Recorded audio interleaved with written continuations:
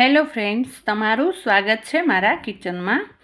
આજે આપણે બનાવીશું ટ્રેડિશનલ મસાલા ખાંડવીની રેસીપી। તે ખાવામાં સરસ હોવાની સાથે પૌષ્ટિક પણ છે, કારણ કે તેને બનાવવા માટે બહુ ઓછા તેલનો ઉપયોગ થાય છે।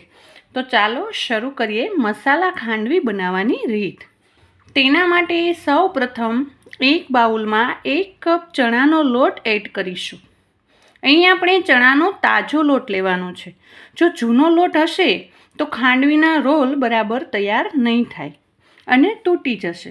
ત્યારબાદ તેનું બેટર બનાવવા માટે મેં અહીં થોડી ખાટી એવી છાશ લીધી છે। હું અહીંયા 2 કપ છાશ અને 1 કપ પાણી એડ કરીશ। જો તમારી છાશ ખાટી ના હોય તો તમે 3 કપ છાશ લેવી। તમે અહીં 1 કપ દહીં સામે 2 કપ પાણી લઈને પણ બેટર તૈયાર કરી શકો છો। ત્યારબાદ તેમાં 1/4 ટીસ્પૂન હળદર, 1/4 ટીસ્પૂન હિંગ, સ્વાદ પ્રમાણે નમક તેમજ 1 મોટી ચમચી આદુ મરચાંની પેસ્ટ એડ કરીશું। ત્યારબાદ તેમાં અડધીથી પોણી ચમચી ખાંડ ઉમેરીશું।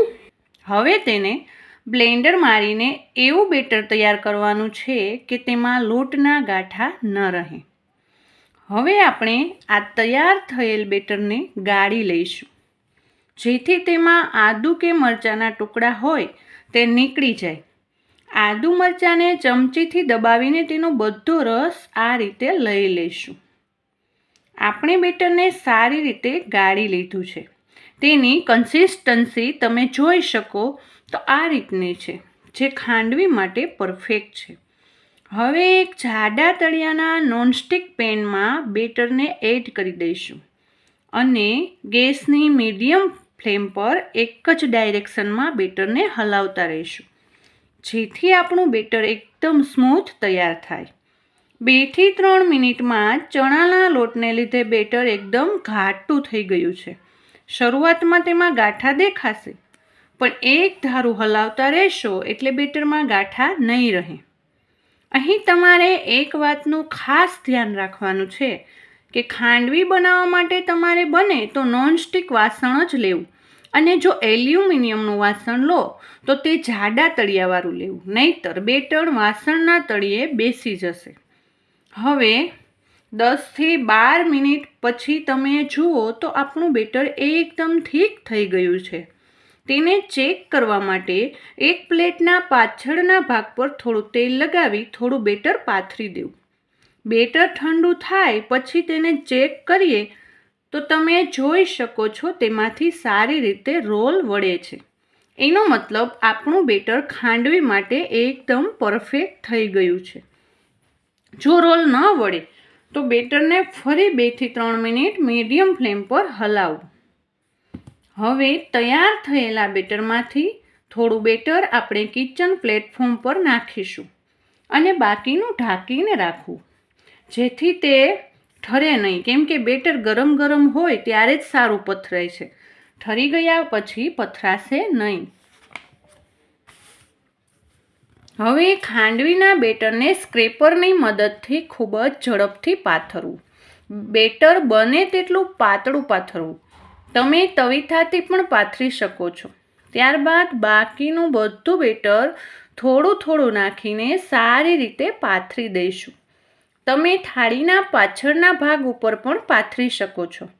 અહીં એ વાતનું ખાસ ધ્યાન રાખવું કે પ્લેટફોર્મ પર તેલ ન લગાવવું, નહીંતર ખાંડવીનું બેટર બરાબર નહીં પથરાય। હવે તમે જોઈ શકો છો આપણું બેટર સારી રીતે પથરાઈ ગયું છે।